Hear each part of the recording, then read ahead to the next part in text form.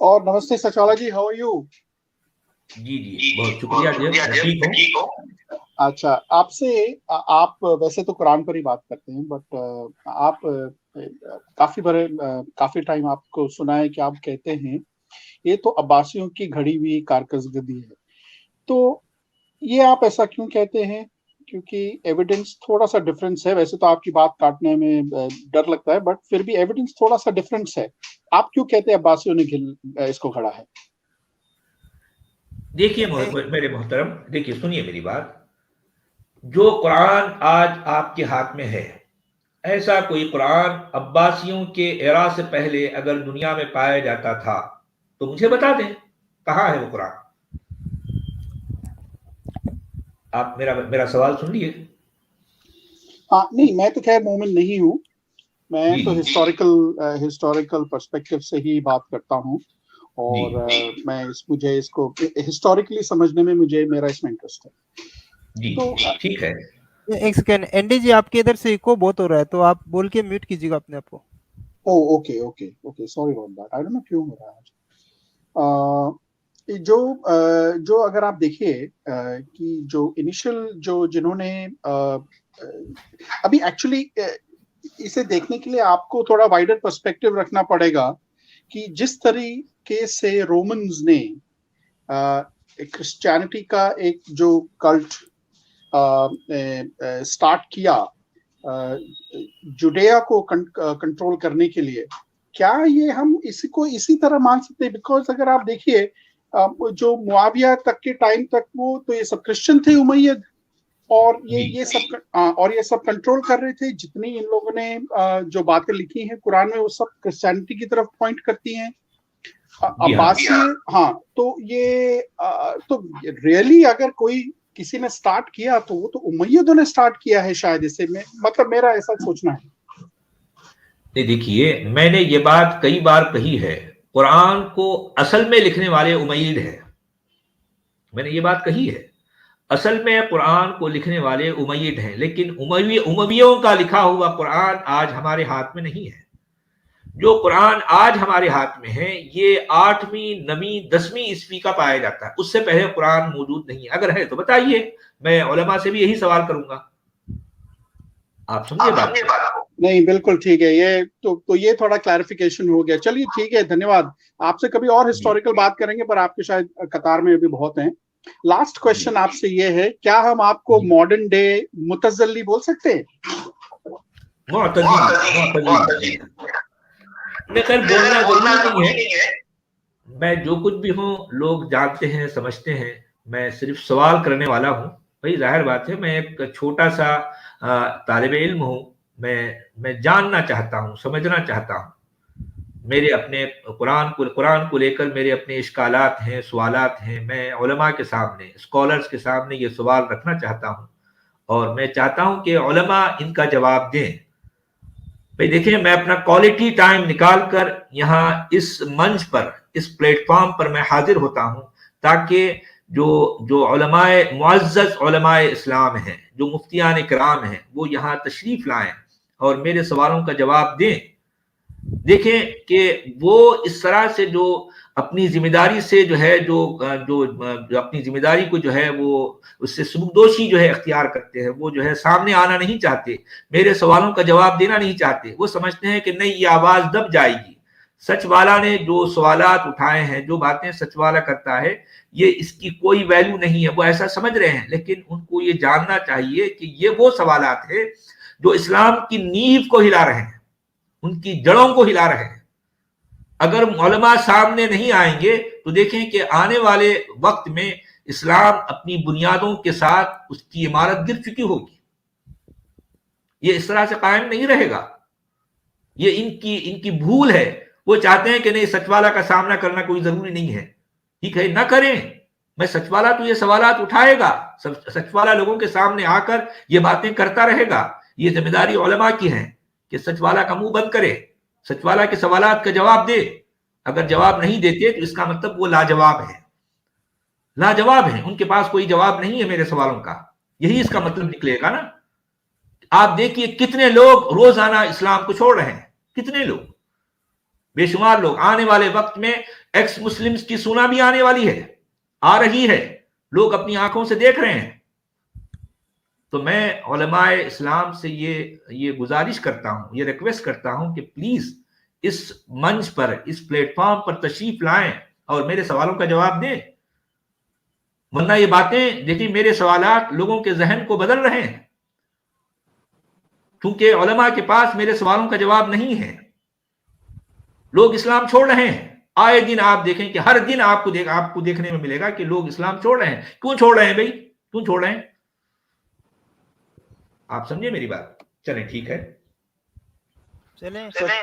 Thank you very much सचवाला जी। अच्छा, last में सिर्फ यही है कि थोड़ा आपको हेल्प करने के लिए जो चैनल्स हैं, थोड़ा कहीं तो आप उसका कुछ ओपन करिए, क्योंकि आपने वैसे सब ये सुपर चैट्स वगैरह बंद कर रखे हैं।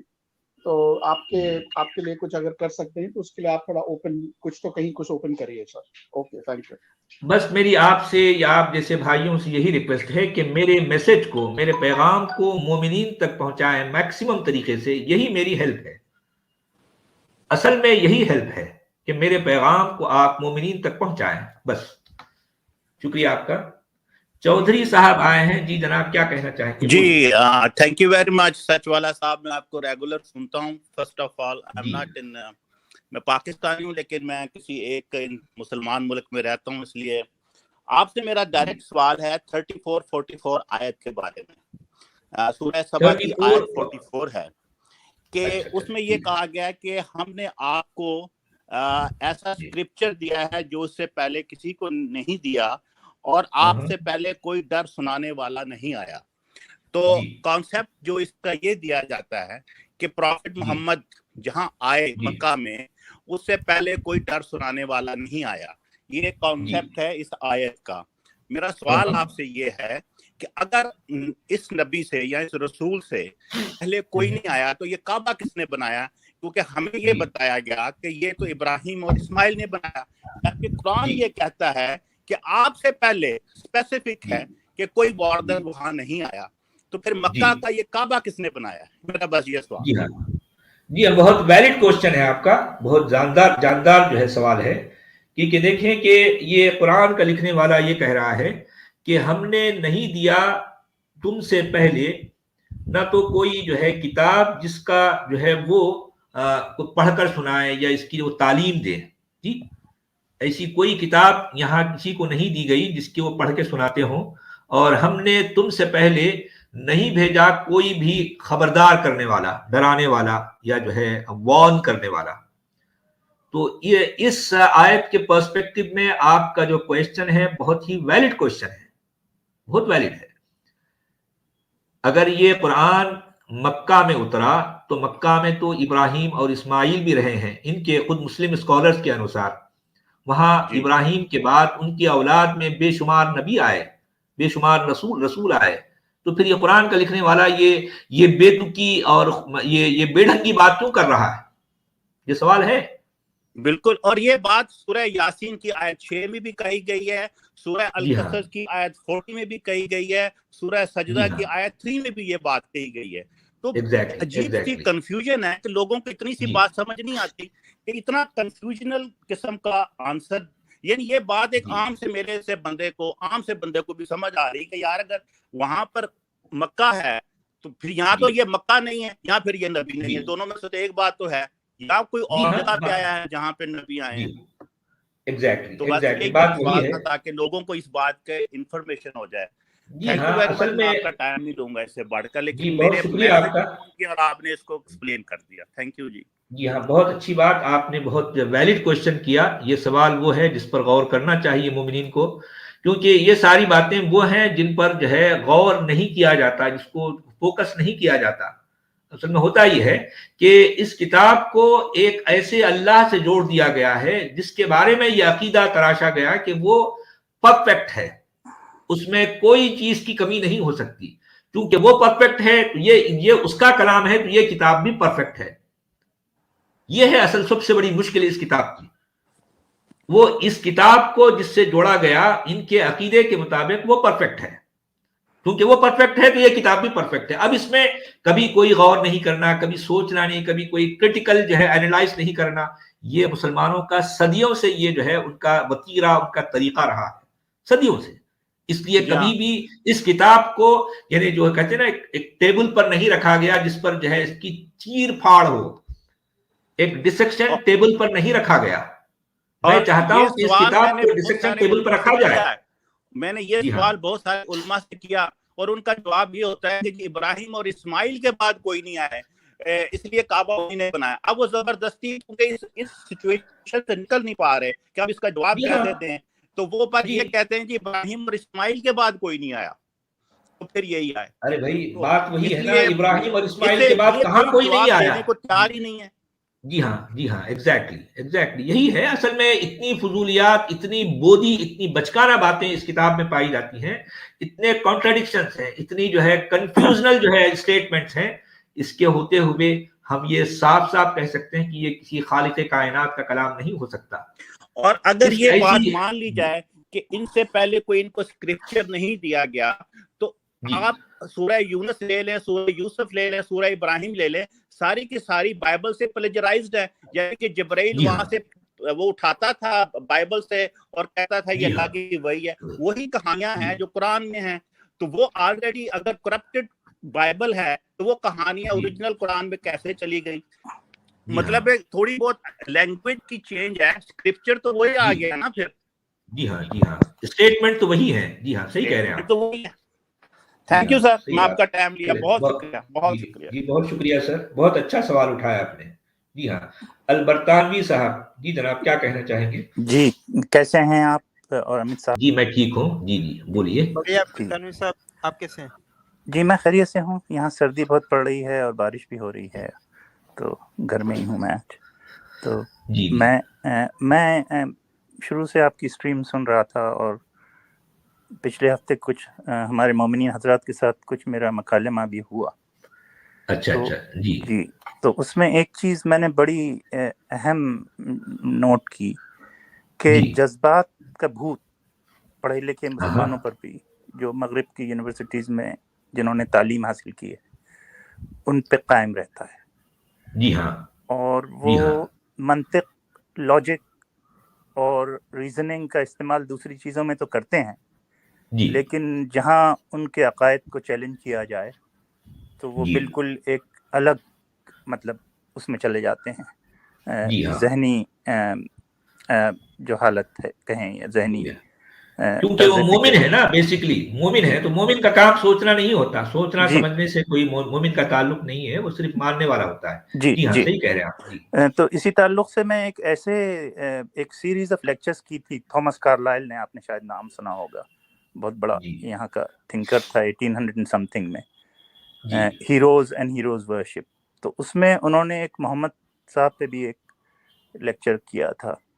तो उसमें उन्होंने कहा था कि जो हीरोज होते हैं वही फेथ को कायम रख सकते हैं, और जब तक इंसानी जज्बाती तौर से लोग उनसे ना मुंसलिक हों, उन फेथ्स किसी भी फेथ को कायम करना जो है बहुत मुश्किल होगा।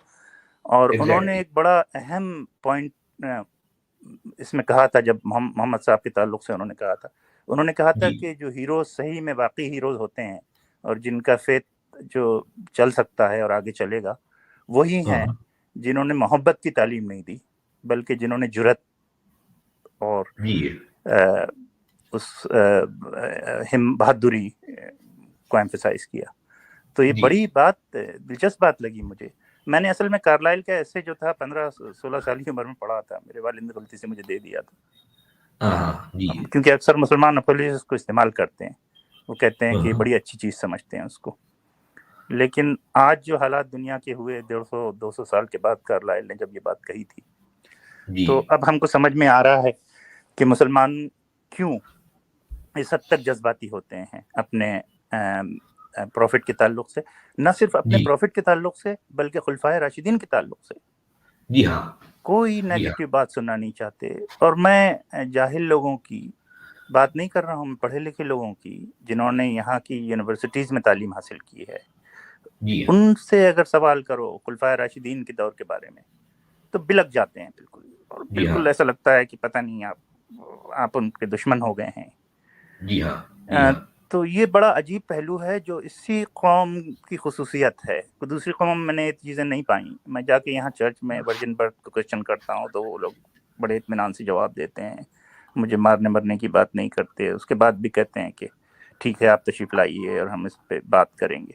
तो ये जो कैरेक्टरिस्टिक है यही मुझे लगता है कि इस्लाम जो कायम है आज दुनिया में इसी वजह से है। मुसलमानों की जो नफ्सियात है उसका एक बुनियादी पहलू ये है कि उन पे मजहबी जज्बात का भूत चढ़ा हुआ है। न सिर्फ मजहबी जज्बात बल्कि शख्सियात की परस्तिश का भूत चढ़ा हुआ है। और ये जब तक हम नहीं उतारेंगे, वो इस्लाम में जिस शिद्दत से अक़ीदा है और जिस तरह से अक़ीदा है, आज हमारे पड़ोसी मुल्क की एक मिसाल दूंगा मैं। वहाँ का वज़ीर आज़म मदीने की रियासत के बारे में बात करता है, कहता है कि मैं मदीने की रियासत कायम करना चाहता हूँ। मुझे यकीन है उसने ना ही मदीने की रियासत के बारे में पढ़ा है और ना सोचा है, सिर्फ जज्बात की बुनियाद पे वो ऐसी बातें करता है। जाहिर बात है ये लोग वही माल बेचते हैं जो जिस माल को लोग खरीदना चाहते हैं। जी जाहिर बात है ये बेचने वाले चूरन और लोग खरीदना चाहते हैं। जी हाँ, लेकिन मेरी अपनी जो नफ्सियात मुसलमानों की मैंने उसकी स्टडी की है, पिछले 15-20 साल से मैं नोट्स लिखता आया हूँ, तो मैं इस नतीजे पे पहुंचा हूँ कि जज्बाती जो मुसलमान अकायद के जज्बात और जो शख्सियात हैं उनकी परस्तिश के जज्बात जो हैं वो बहुत गहरे होते हैं। तालीम भी उसको ख़त्म नहीं कर पाती है। और हमारे पड़ोसी मुल्क के जो वज़ीर आज़म का मैंने जिक्र किया, नाम नहीं लूँगा, तो वो जज्बाती जो है उनके इस ताल्लुक़ से जज्बात उसकी बुनियाद पे कह रहे हैं। मैं उनकी सिंसियरिटी पे क्वेश्चन नहीं कर रहा, वो सिंसियर हैं। उनका अपना एक इमेज है कि भाई मदीने की रियासत ऐसी थी, यहाँ अमन था, यहाँ किसी की कत्ल गारत नहीं गिरी नहीं हुई, यहाँ सबको इंसाफ मिला। हालांकि हकीकत इसके बिल्कुल बरक्स है। जी हाँ। जी, तो इसी ताल्लुक से मैंने कुछ ऐसे कुरान की आयत मुझे मिली हैं जिससे हम ये साबित करने की कोशिश करेंगे कि खुलफाए राशिदीन का ज़माना न सिर्फ आइडियल नहीं था, बल्कि उनमें से कई लोग कुरान की इस आयत की बुनियाद पर जहन्नुम में होंगे। तो ज़रा अमित साहब आप, मैं याद कर रहा हूँ, सूरह निसा की 93 आयत निकालिए, 493।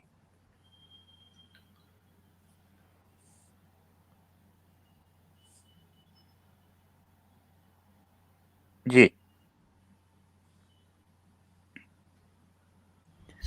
493।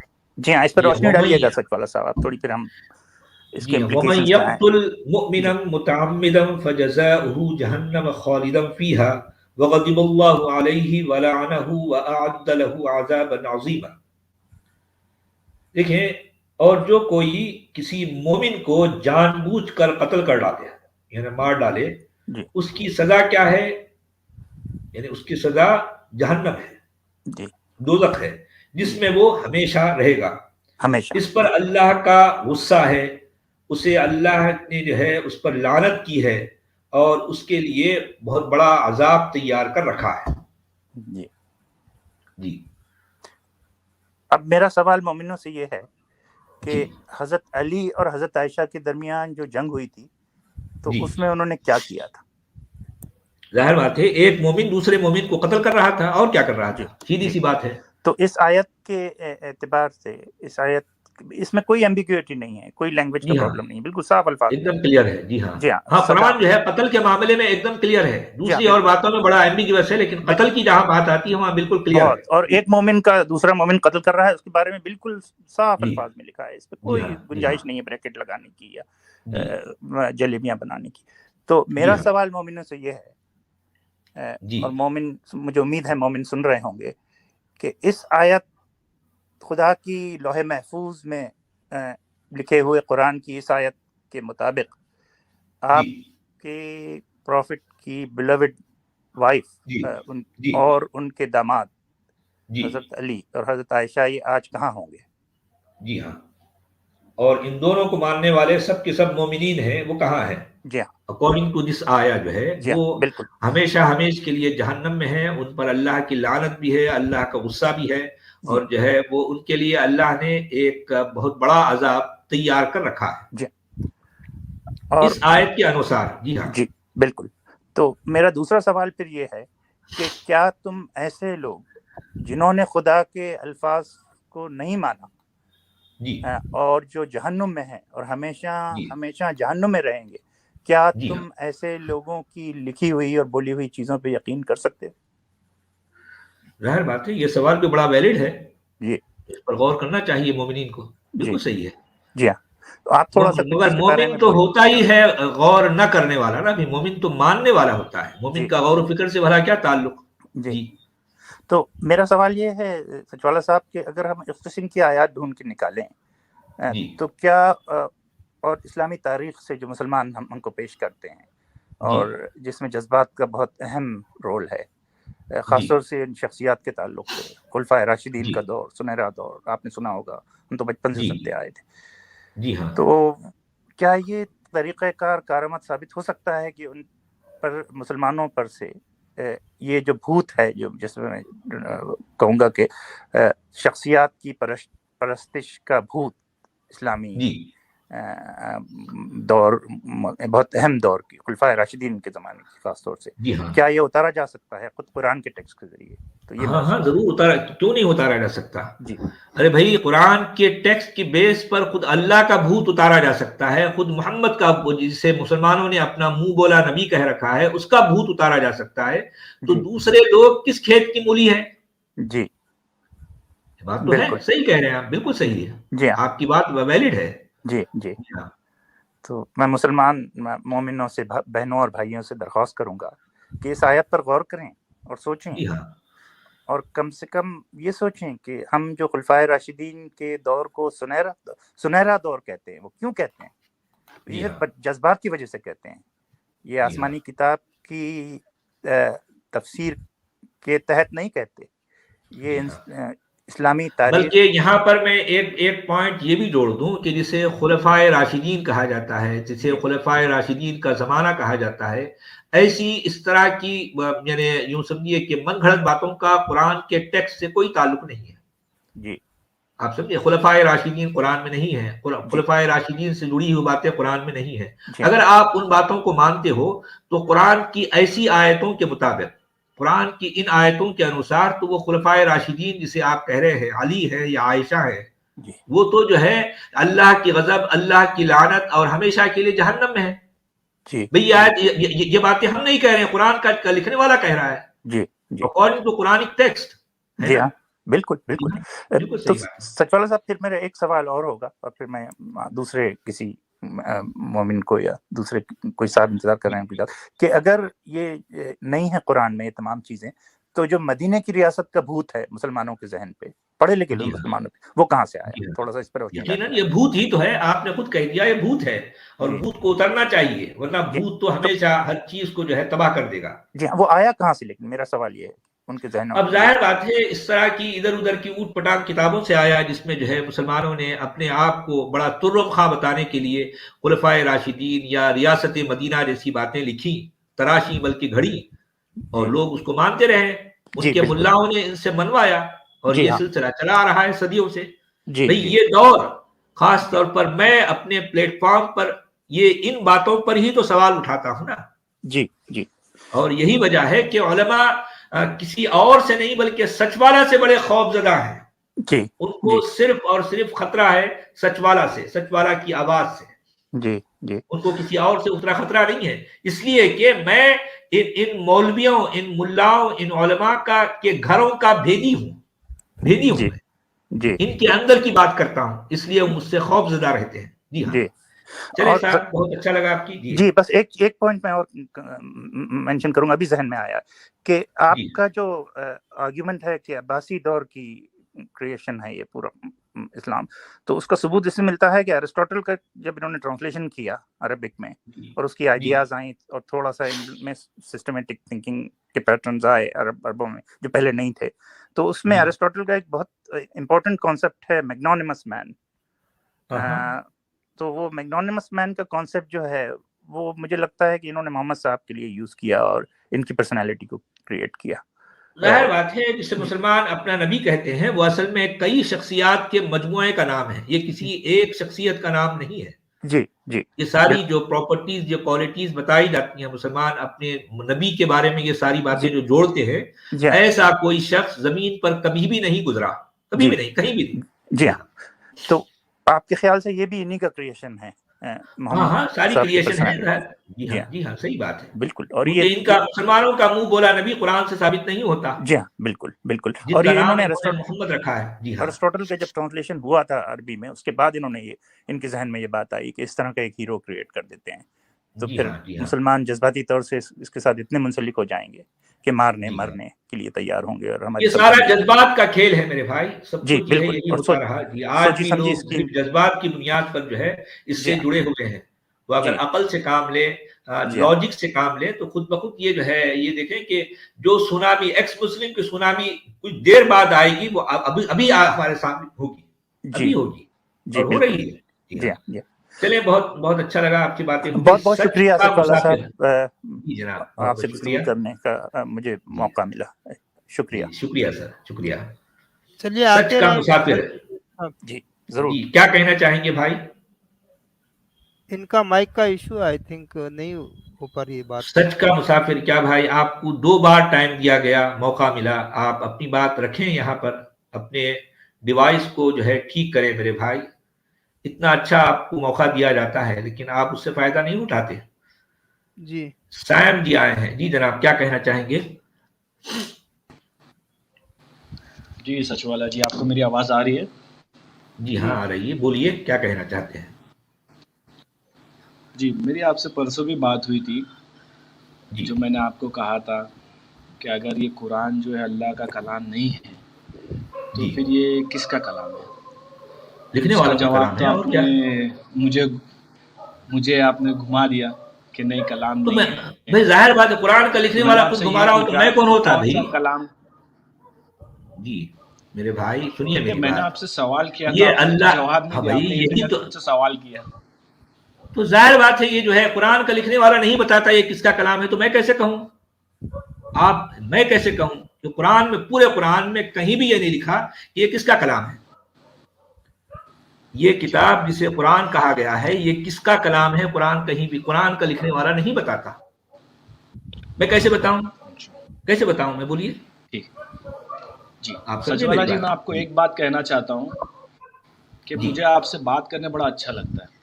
उसकी वजह जी यह है क्योंकि आपकी जो ज़बान है, वो जी, मुझे ऐसा लगता है मेरे वतन की ज़बान है, ठीक है? चलें, ठीक है, और ठीक दूसरी बात, आपकी आपकी आपकी आवाज़ से पता भी चलता है कि आप बुज़ुर्ग हैं। जी मैं आपसे ये पूछना चाह रहा हूँ कि जी आप किसी से किसी का मज़हब ले रहे हैं, तो आप उसको जी। कुछ दे रहे नहीं हैं। मैं किसी से किसी इसका का कोई मकसद ये मजहब नहीं है ले रहा हूं कि मेरे भाई। आप लोगों नहीं से, नहीं नहीं, सुनिए सुनिए, ये इल्जाम आप खुद सुनिए पर ना, न आप लगाएं। सुनिए ना मुझे नहीं बात, नहीं मेरी बात नहीं सुनिए नहीं, ना। मैं सिर्फ सोचने की जो है दावत देता हूँ, नहीं, आप दावत मेरी बात तो फिक्र देता सुनिए। हूँ लोगों को। मैं चाहता हूँ कि वो सोचे। मैं किसी से नहीं, कुछ आप ले मेरी नहीं रहा बात हूँ, तो मैं सुनिए। दे रहा हूँ मेरे भाई। मैं देने वाला हूँ, लेने वाला नहीं हूँ। सोचने की ठीक है। सलाहियत मैं दे रहे हैं। दावत देखिए, अब फिक्र आप, दे रहा हूँ मेरे भाई, उनसे कोई चीज ले नहीं रहा हूँ। फैसला उनका होगा, फैसला मेरा नहीं है। अच्छा ठीक है। आप मुझ पर वो इल्जाम न लगाएं जो जिसका मैं मुजरिम नहीं हूँ। आप समझे मेरी बात? जी अच्छा सुनिए, देखिए, एक एक इंसान, गरीब इंसान उठता है तकलीफ़ में, बहुत कोशिश करता है कुछ करने की, जी और ज़िंदगी जी में सफल नहीं हो पाता है। तो वो एक अपने दिल को तसल्ली देता है कि ठीक है, मेरे खुदा ने या मेरे भगवान ने मेरे लिए ये अब नहीं चाहा था। तो वो जी जो उम्मीद है, आप वो जी। उम्मीद को ख़त्म कर रहे हैं। नहीं नहीं नहीं, मैं नहीं खत्म कर रहा हूं। मैं सिर्फ कुरान पर सवाल क्योंकि एक करता हूं। इंसान को नहीं ऐसा नहीं नहीं, लगता सुनिए है सुनिए, कि ये देखिए, मेरे खुदा अगर ने कोई, मेरे लिए अब अगर नहीं कोई है, चाहा था, नहीं, शायद आगे चल मेरे के भाई चाहेगा। आप, मेरे भाई आप वो बातें मेरे सर पर, मेरे मत्थे पर ना मूढ़े ना, जिसका मैं मुजरिम नहीं हूं। मैंने ये कहा ही नहीं कि मैं किसी का मजहब छीन रहा हूं, नहीं। मैं सिर्फ ये कह रहा हूं कि लोगों, मोमिनों, आप गौर करने वाले बने। मैं आपको दावत फिक्र दे रहा हूं, मैं देने वाला, लेने वाला नहीं हूं। जी फैसला आप करेंगे, फैसला मैं नहीं करूंगा। आप जब गौर करने वाले बनेंगे। देखिए, मैं आपको एक बात समझाता हूं। देखिए कि मेरे नजदीक मजाहिब असल में वो झुंझुने हैं, वो जो है खिलौने हैं जिनसे बच्चे खेलते हैं। आप समझिए मेरी बात। देखें, आपके घर में अगर कोई 4-5 साल का बच्चा है तो वो कुछ खिलौनों से खेलता है, आप खेलता है ना, लेकिन यही बच्चा जब 30-40 साल का हो जाए तो क्या वो अब भी इन खिलौनों से खेलेगा? नहीं खेलेगा ना। अगर नहीं खेलेगा तो इसका मतलब यह है कि अब वो बड़ा हो गया है। अब अगर मोमिनीन ये चाहते हैं कि वो हमेशा बच्चे रहें और जो है खिलौनों ही से खेलना चाहते हैं तो ये उनकी मर्जी। मैं कौन होता भाई उनसे उनका खिलौना छीनने वाला? मैं उनसे ये कह रहा हूं कि मेरे भाइयों, अगर आप बड़े हो गए हैं तो खिलौनों को छोड़ो। नहीं, अगर आप अभी भी बच्चे ही रहना चाहते हैं तो ठीक है, मर्जी आपकी, आप खिलौनों से, झुंझुनों से जरूर खेलें, यह आपकी मर्जी है। जी जी, देखिए मैंने आपको आप समझे परसों भी बात? पूछा ये है था सर पॉइंट। यही बात कि आपका ये कहना है कि इंसान कोई मजहब इख्तियार नहीं करना चाहिए, तो मतलब उसे नास्तिक रहना चाहिए। नहीं, मैंने ऐसा नहीं कहा। देखें, मैं सिर्फ ये कह रहा हूं कि अगर आपको लगता है जी, कि जी। कोई खुदा है जो आज सातवें आसमान पर बैठा है तो ठीक है, ये आपको मुबारक हो। आप समझते हैं कि वो आपकी मुरादें पूरी कर रहा है, आप जो दुआएं करते हैं वो आपकी दुआओं को सुनता है और आपकी जो है जरूरतों को पूरा करता है, तो ये ज़हे नसीब बहुत अच्छी बात है। ऐसा लगता है तो आपको मुबारक हो भाई, जी मुबारक हो। जी। मैं कौन होता आपके जो है अच्छा, साथ आप में मेरी एक आसमान बात पर सुनिए। बैठे अल्लाह कुछ आपकी छीनने वाला, मैं कौन होता? जी बोलिए, जी बोलिए। जी, सही। देखिए आप मैं बोल सकता हूँ आपकी ना for the sake of argument मैं बोलता हूँ आप 99% सही है। जी कोई खुदा नहीं है, जी कोई रसूल नहीं है, कोई नबी नहीं है, कुछ नहीं है। आप जी 99% सही है। हाँ पर आप जी सोचिए, आप इंसान हैं, मैं भी इंसान हूँ, मैं भी खा रहा पी रहा हूँ, आप भी खा रहे पी रहे हैं। मैं मर गया, मट्टी में मिल गया, आप जी मर गए, मट्टी में मिल गए। जी अगर मैं 1% भी, अगर जी मेरा अकीदा 1% में भी मैं सही पड़ गया, तो जी आप कहाँ होंगे और मैं कहाँ होऊंगा? कहाँ होऊंगा बताइए? आप कहाँ होंगे, मैं कहाँ होऊंगा? आप अगर बताइए मेरा ये अकीदा है, अल्लाह रसूल भाई, आपका सबका मेरा अकीदा ये अकीदा है है, ना, लेकिन आखिरत की दूसरों का अकीदा कयामत, सुनिए कयामत हर सुनिए चीज जरा, सही। आप जब ये मेरे आपको ये भाई कह जरा रहा हूँ सुनिए, कि आपने अगर कह दिया ना 99% में आपकी आर्ग्यूमेंट को मेरे मैं मान भाई, लूं आप 1% की कि बात आप कर रहे हैं ना दुनिया। 99% अरे यार मेरी बात ही नहीं अगर मैं सुनते आप, मेरी 1% भी बात सुनते सही नहीं। हो गया। अरे यार, मैं आप ही की बात जी का जवाब दे रहा हूं, सुन तो लें आप जरा। आपने जो कहा मैंने सुन लिया, जी लोगों ने जी भी जी सुन लिया, अब मेरा जवाब सुने आप। देखिए, जी आपका ये कहना है कि जी आप 1% ठीक हो सकते हैं, ओके, लेकिन जो बाकी के 99% है, किसी के नजदीक हो सकता है कि वो घनश्याम बाबू है, मरने के बाद तख्त पर घनश्याम बाबू बैठा है, तब आप क्या करेंगे? तब आप क्या करेंगे? आपका अल्लाह नहीं है, वहां पर घनश्याम बाबू बैठा है, तब आप क्या करेंगे? मुझे इसका जवाब दे। वही मैं कोई बोल रहा हूँ शंभू कि महाराज अगर बैठा मैं है, कोई आप शंभू 99% महाराज, सही है, हाँ नहीं, कोई भी मेरे बैठा, भाई, कोई भी बैठा हो, कोई भी ठीक है, मैं मैं वही यही तो मैं कह रहा हूं ना आपको भाई। कह रहा हूँ आप मेरे भाई 99% सही है। मेरे यार, और आप मैं अपनी बात अगर अरे 1% यार, भी आपका पॉइंट आ मैं गया। सही हो गया। अरे यार, आ तुम गया। आप आपका पॉइंट आ गया मेरे भाई, उसी को कितने बार दोहराएंगे आप? जी मैं जी आपसे ये पूछ रहा हूं जी कि जी आपके अल्लाह के होने का जो है कि जो जो प्रोबेबिलिटी है वो 1% है ना। अब अगर कोई ये क्लेम कर रहा है कि मेरे पास 10% प्रोबेबिलिटी है कि वहां पर कोई शंभू महाराज है, अब आप क्या करेंगे बताइए? अगर वह शंभू महाराज निकला तो आप क्या करेंगे? क्या करेंगे? ठीक है, सुनिए, अब मैं आपको जी जवाब देता हूँ। सुनिए, देखिए, मैं आप एक नाम को नहीं पकड़िए कि वहां पे अल्लाह बैठा है या किसको शंभू पकड़ना है? बैठा हुआ है। मैं तो आप एक बताइए खुदा किसको पकड़ना है? खुदा की मैं इबादत में हूँ, एक हाँ ठीक खुदा है, की इबादत में हूँ। मैंने कभी इनकार किया कोई भी मेरे हो सकता भाई, है खुदा। मैंने, अरे यार कोई भी हो सकता है कि मैंने कभी इनकार किया है? आप मेरी हाँ, पूरी स्ट्रीम्स में से किसी एक जगह बताएं कि मैंने किसी का इनकार किया है। मैं सिर्फ मैंने सवाल उठाता हूं, क्या मैंने इनकार किया है? कहां किया, जरा बताइए। देखिए, मैंने कोई किसी खुदा के का होने का क्या मैंने कोई आइडल इनकार तो नहीं किया है? बनाया है। मैं भी तो यही अच्छा कह रहा हूं ना कि भाई किसी अच्छा के होने का मैं इनकार नहीं कर रहा ना मेरे भाई। सैम, अगर 1% वाला आपकी दलील भी मान ले तो वो अरबी अल्लाह नहीं है, जी, ये तो आप मान के चलिएगा, क्योंकि ये तो इंसानों का गढ़ा क्या हुआ नहीं है। जो अरबी अल्लाह क्या है नहीं है? आपका, अरबी अल्लाह नहीं है, वो 1% नहीं, वाला अरबी अल्लाह के होने का 1% है ये बता रहे हैं, ठीक है 1%, लेकिन किसी घनश्याम बाबू को मानने नहीं, मैं वाला तो फॉर द 10% सेक का ऑफ क्लेम करता आर्ग्यूमेंट है। मैं आपको बता रहा हूँ। मैं भी तो for for the for sake the of sake of argument argument बता ही रहा कह हूँ। रहा हूं आपके साथ मेरे जी भाई। जी अरे यार आपका पॉइंट आ गया यार, हम समझ गए, सारी दुनिया समझ गई। ये इतना घिसा पिटा सवाल है कि इसको सुनते हुए लोग जो है हंसने लगते हैं। इतना पुराना घिस पिट गया है ये सवाल, अब आगे भी नहीं बढ़ सकता, इतना घिसा पिटा सवाल है।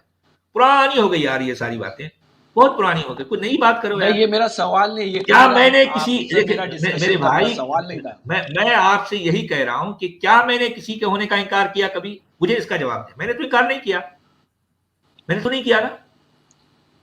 क्या मैंने कभी इनकार किया है? आप इनकार नहीं। अरे यार इकरार किसका करूं, मुझे ये बताएं, किसका करूं इकरार, किसका करूं, बोलिए। आपका तो ये बात हो गई, खाजा खाना भी और बचाना भी है। मैं इनकार भी नहीं करूंगा, इकरार भी नहीं करूंगा। किसका करूं मुझे ये बताइए। आप इधर के भी नहीं, उधर के भी नहीं, आप बीच में रहेंगे तो कैसा चलेगा? किसका रहूंगा मैं? इसका तो इनकार करना होगा ना। अरे यार आप चाहते हैं कि मैं अरबों के तराशे हुए अल्लाह का इकरार करूं? आप ये चाहते हैं मुझसे? आप ये चाहते हैं? अरबों का तराशा हुआ अल्लाह जैसा कुछ भी है कुरान में मेरे सामने है, जाहिर बात है मैं उसको कबूल नहीं कर सकता। आप कोई अल्लाह से बेहतर कोई अल्लाह कोई जो है कोई दिखाइए जो अकल में आ सकता हो, ठीक है। ये तो अरबों का तराशा हुआ अल्लाह है, आप उसको मान रहे हैं कि आपकी जहनी गुलामी आपको मुबारक हो। मैं आपको रोक तो नहीं रहा हूं ना, नहीं, मैं सिर्फ आपको दे रहा हूं कुरान पढ़ना और समझना दो अलग बात है। सेम आपका पॉइंट आ चुका, पिछली बार भी आप यही बात कर रहे थे, आज भी आप यही बात कर रहे हैं। यार ठीक है, अब ये इल्जामात आप ऐसे लगाएंगे तो फिर जो है कौन समझना जानता है। कोई एक आलिम दीन आकर मेरे सवालों का जवाब देना, भाई आप ऐसा करें, सुनिए मेरी बात, आप ऐसा करें, अपने किसी बड़े से बड़े मुफ्ती या आलिम दीन को यहाँ इस मंच पर, इस प्लेटफॉर्म पर लेके आए, वो आकर मेरे सवालों का जवाब देंगे, ठीक है। अगर वो मेरे सवालों का जवाब दे गए तो सबके सामने मैं उनकी बात को कबूल कर लूंगा। और भी ये बात भी याद रखिए, अगर वो मेरे सवालों का जवाब नहीं दे सके तो उनको मेरी बात कबूल करनी पड़ेगी। है इसके लिए तैयार है, मंजूर है? भाई या तो आपका आलिम दीन मुझे कायल करवाए या मुझसे कायल हो जाए, इसके लिए तैयार हैं? अगर हैं तो आइए, इस मंच पर आइए और अपनी बात रखें, मेरे सवालों का जवाब दें। ठीक हो गया? अच्छा चलिए, बुत परस्त आए हैं, क्या कहना चाहते हैं भाई? नमस्ते सर, कैसे हैं आप? जी नमस्ते जी, बोलिए क्या कहना चाहेंगे? ये आप अभी जो बात कर रहे थे कि मोहम्मद है ना, ये पर्सनालिटी कहीं से भी साबित नहीं है कि एक्चुअली इसने कभी दुनिया पे अपने कदम धरे भी या नहीं धरे, करेक्ट ना? मैंने भी पढ़ा इस्लाम, जैसे इस्लाम में जो गाली देने का रिवाज है, जैसे अबू लहाब सो कॉल्ड जो मोहम्मद के अंकल है, उनका भी एक्चुअल नाम हमको नहीं पता। मुसलमा कज़्ज़ाब, उसका भी एक्चुअल नाम हमको नहीं पता। तो हम लोग ये कैसे मान लें कि मोहम्मद भी किसी का एक्चुअल नाम है, उसका कुछ और भी नाम हो सकता है? हाँ, सब कुछ, हर तरह की प्रोबेबिलिटी है इसमें। हाँ, इस तरह के कॉन्सेप्ट में हर तरह की पॉसिबिलिटी है। आपसे सवाल ये है कि अबू लहाब का एक्चुअल नाम क्या है? नहीं, मैं नहीं जानता कि अभी कुरान नहीं बताता कुछ भी। एक्चुअल नाम क्या है, अनएक्चुअल नाम क्या है, कुरान का लिखने वाला नहीं बताता। ट्रांसलेशन अबू लहाब, कुरान देखिए अबू लहब किसी शख्स का नाम था, ये भी कुरान का लिखने वाला नहीं बताता। सिर्फ इतना बताता है कि टूट जाएं अबू लहब के हाथ और वो तबाह बर्बाद हो जाए, बस इतना बताता है। अबू लहब कौन है, कौन था, मैं नहीं जानता, कुरान का लिखने वाला नहीं बताता मुझे। हाँ, जैसे थोड़ा सा जैसे ऐसे होता है कि मोहम्मद शब्द का अगर लिटरल ट्रांसलेशन किया जाए तो उसका आता है द प्रेज्ड वन, राइट? जी जी जी। तो अभी अबू लहाब का अगर ट्रांसलेशन करें तो उसका मतलब क्या आता है? उसका मतलब यह है कि शोले वाला, जो शोला होता है ना, अच्छा, जो तो ये कोई भी अंगारा है। हाँ, कोई भी शख्स हो सकता है। हाँ, बात सही है। ये फराउन भी हो सकता है। नहीं खैर, अब मैं ऐसा स्पेसिफिकली पर्टिकुलरली ऐसा नहीं कहता, कोई भी हो सकता है, ये बात सही है। जैसे अगर हम लोग ऐसे सोचें कि मतलब मोहम्मद एक्चुअली मोसेस का नाम था, मोसेस क्राइस्ट का नाम था, ठीक है, और praised one, Moses Christ is also praised one, right? Jesus Christ is also a praised one, right? और अबू लहाब कोई भी हो सकता है। जी हाँ, जी हाँ। तो वैसे मुसलमान कज़्ज़ाब भी कोई भी हो सकता है। तो अभी इसका कैसे प्रूव हो सकता है कि मोहम्मद तो किसी का नाम है? ऐसे कैसे प्रूव हो सकता है वो? नहीं, वही तो मैं कह रहा हूं ना कि मुसलमान अपने इस नबी को, अपने मुंह बोले नबी को साबित नहीं कर सकते कुरान के बेस पर। मैं यही तो कहता हूं ना, कुरान के बेस पर मुसलमानों का कोई भी अकीदा साबित नहीं होता, कोई भी। कुरान के बेस पर ना उनका अल्लाह साबित होता, ना उनका मुंह बोला नबी साबित होता। ना उनका जो है जो उनके खुलफाए राशिदीन साबित होते हैं, कुछ भी साबित नहीं होता, कुछ भी नहीं। मेरा एक लंगड़ी लूली ढीली ढाली किताब है। मेरा दूसरा सवाल शॉर्ट में, जी। ये याजूज और माजूज के बारे में कुछ बताइए। That's it, thank you. भाई मैं एग्जैक्टली कुरान का लिखने वाला ये उसकी कोई डिस्क्रिप्शन नहीं देता कि याजूज माजूज क्या है, कौन है, नहीं बताता। सिर्फ ये है कि वो किसी जगह होते हैं। याजूज माजूज किसी कौम का नाम है और कौम से क्या मुराद है, ये ऐसी कोई डिस्क्रिप्शन नहीं देता कुरान का लिखने वाला। ठीक है, इरफान साहब आए हैं। जी जनाब, क्या कहना चाहेंगे, बोलिए। जी भाई। तो सचवाला जी, आपको मैं हाँ बस यही बताना चाह रहा था कि एक्चुअल में क्या है कि जो आप बोल रहे हैं वो बातें सही हैं, उसमें कोई भी दो राय नहीं, ठीक है। लेकिन क्योंकि आपको पता है कि कुरान शरीफ जो लिखा गया था वो मोहम्मद साहब के 200 साल बाद लिखा गया था, उनके मतलब मरने के बाद, राइट? आपको पता ही होगा, राइट? तो जो कुरान, हाँ, इस तरह की ऐसे इशारे मिलते हैं हमको, इसलिए मैं वही बातें करता हूँ। हाँ, जी बोलिए। हाँ, तो वो उसके लिए काफी कॉन्ट्रडिक्शन उसमें रहेगा। वो डेफिनेटली है कि उसमें जो चीजें लिखी होंगी कुछ ऐसी भी होंगी जो उसमें मोहम्मद साहब ने शायद नहीं लिखी हो, या लिखी हो वो चीजें नहीं हो, वो डेफिनेटली है इसमें कुरान के अंदर। लेकिन हमें ये समझना चाहिए, देखिए कोई ना कोई खुदा तो है, खुदा है, या उसको मान लीजिए भगवान कहते हैं, कुछ लोग शिव शंकर कहते हैं, जो भी कहते होंगे, वो अल्टीमेटली एक गॉड की तो अपन को करना ही है, ठीक है ना, कह सकते हैं कि मेरे हिसाब से यही मानना है। तो बस वैसे भी है ना, इंडिया के अंदर आपको पता होगा कि बहुत ही कम मुस्लिम होंगे जिनको पूरा तर्जुमा पता होगा। जो कि आप अब तर्जुमा बता रहे हैं तो लोगों को पता चल रहा है कि ये चीजें लिखी हैं या वो चीजें लिखी हैं। लेकिन इससे पहले ना तो देखिए 19 मैं कह रहा हूँ कि 2014 से पहले या 15-16 से पहले लोगों को ये भी चीजें नहीं पता थी कि काफिर क्या होता है या बाकी चीजें, क्योंकि उनको पहली बार तो उनको पढ़ा ही नहीं था कुरान इतना तर्जुमे के साथ। जो भी पढ़ा था वो अरबी भाषा में ही पढ़ा गया था, ठीक है। तो इसीलिए ना तब तक मुसलमान सिर्फ इतना ही खुदा को मानते थे कि खुदा है एक, हमें बस नमाज पढ़ना है और इतना, दैट्स इट।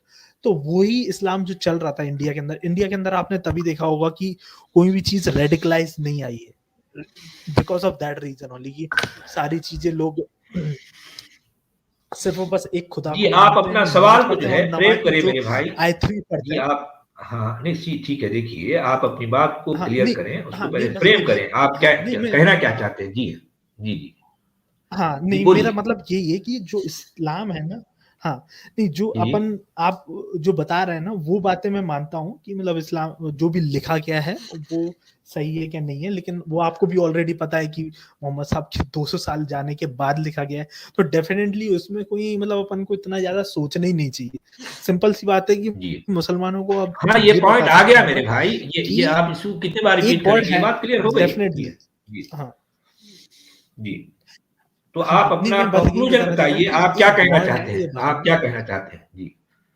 हाँ बस हाँ, मेरा कंक्लूजन यही है कि सिंपल हमें जैसे रोजे नमाज अगर पढ़े वैसे सिंपल सा अपन को काय को इसके ऊपर ज्यादा डिस्कशन करना